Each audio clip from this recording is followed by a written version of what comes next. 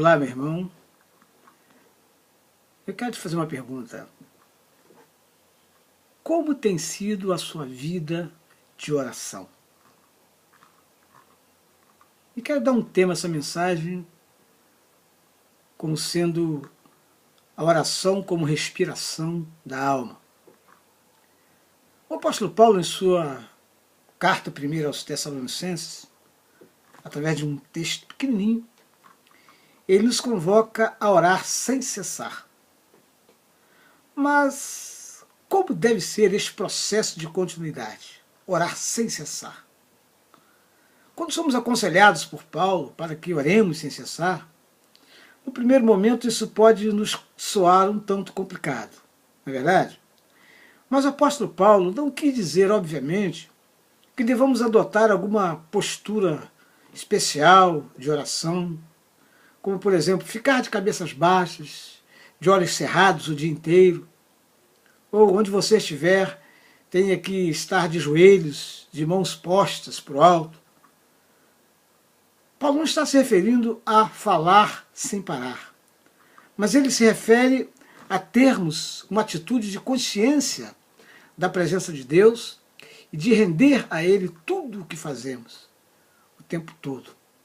Todo momento que estamos acordados deve ser vivido com a consciência de que Deus está conosco, está ativamente envolvido em nossos pensamentos e em nossas ações. A oração, à semelhança da fé, queridos, é um dom de Deus para que, em espírito, o Filho redimido se mantenha em diálogo constante e em comunhão permanente com seu Pai Celeste. Em quaisquer situações ambientais e variações emocionais. Quando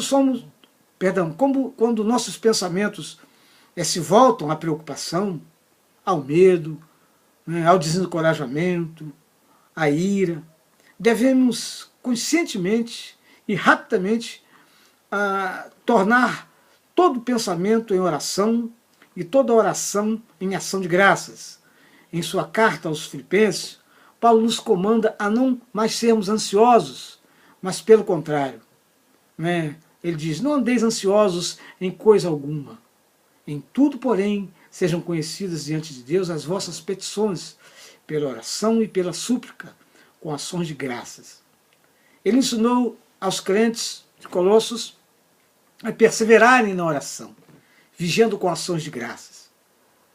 Paulo exortou aos crentes da igreja de Éfeso a enxergarem a oração como uma arma para ser usada em batalhas espirituais. É o que ele aconselha em Efésios capítulo 6, 18.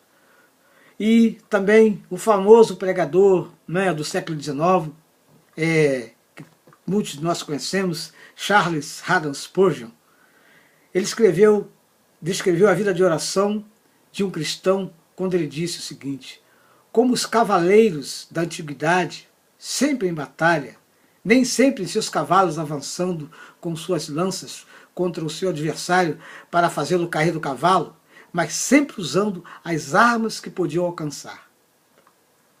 Aqueles cavaleiros deprimidos geralmente dormiam em suas armaduras.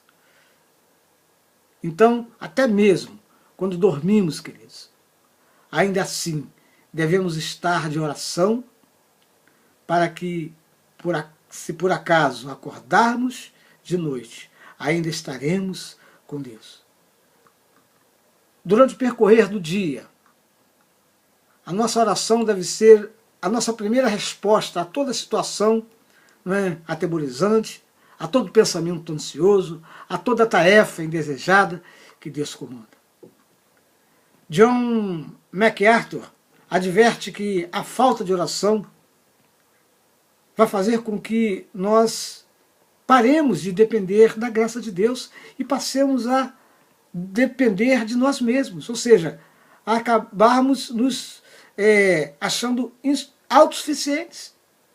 Orar sem cessar é, em essência, dependência da comunhão com Deus.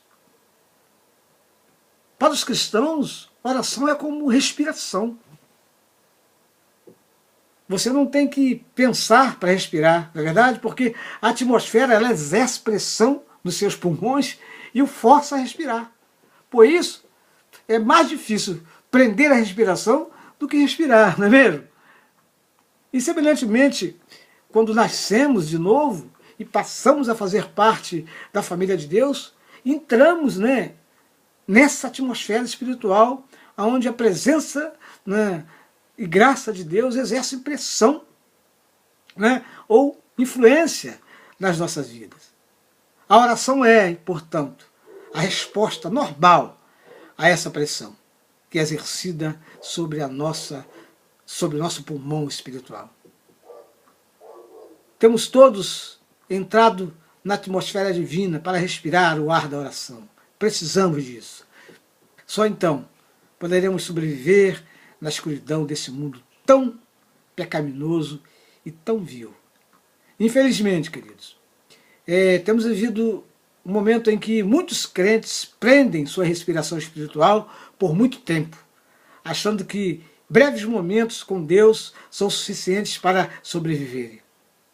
No entanto, tanta respiração do influxo espiritual é causada por desejos pecaminosos.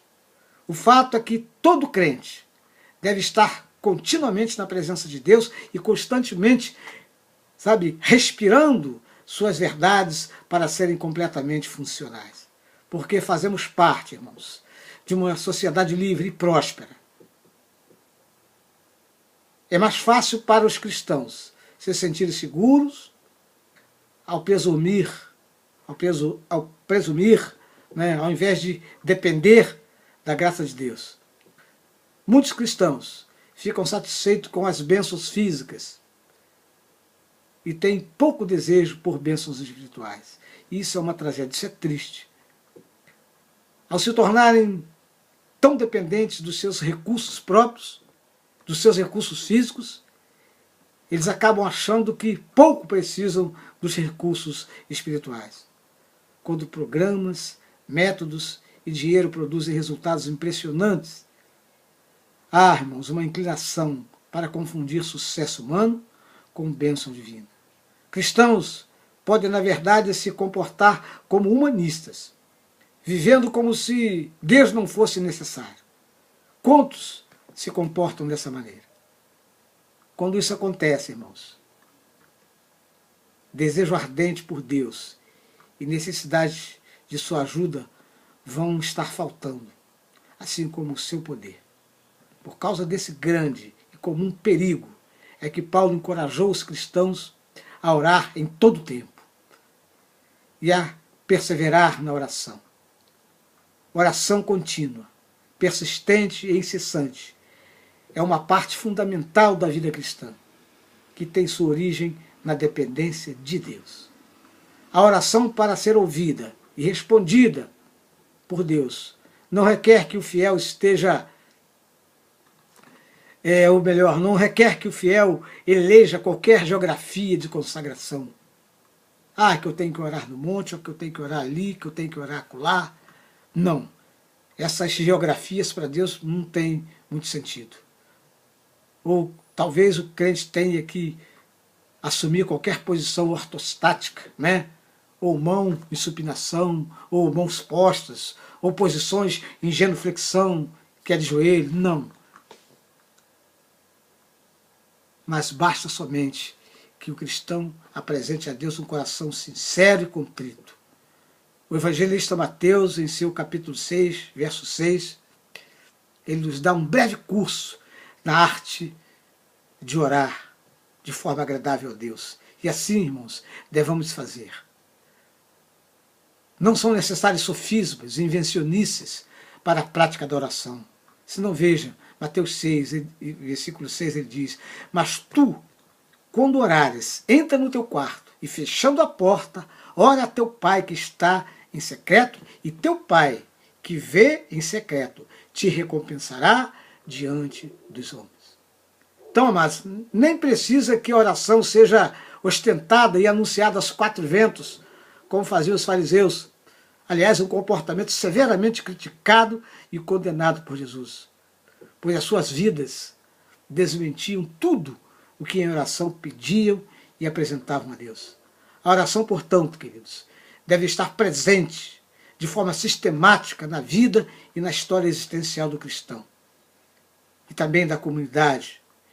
E não apenas em situações litúrgicas, verbalizáveis, ocasionais, circunstanciais, em situações emergenciais e oportunistas, né? Quando a coisa aperta e o camarada, eu vou orar. Não, a oração sem comunhão com Deus nada significa, nada representa espiritualmente. O desejo e a necessidade de orar incessantemente são características do regenerado, porque mesmo que ele não vergue os joelhos ou posicione as mãos, que cerre os olhos, mas a sua alma estará vergada diante do testemunho que flui da sua própria vida e história cotidiana, que ostenta comprometimento com o reino, com amor ao semelhante e com responsável obediência aos princípios da palavra de Deus. Que Deus possa te abençoar e que a tua oração possa ser uma oração que te dê respostas, uma oração que realmente chegue ao trono da graça e que penetre nas narinas de Deus como um incenso suave. E você tenha como respostas tudo aquilo que anseia o teu coração. Que Deus te abençoe.